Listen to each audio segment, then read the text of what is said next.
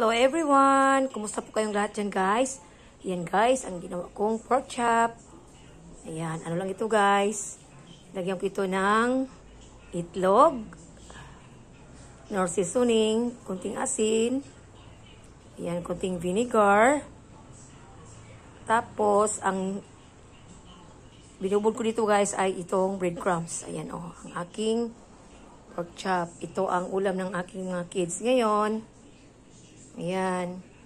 Kasi kahapon chicken guys. Ang ano lang ngayon, ayan, pork chop naman. Ayan.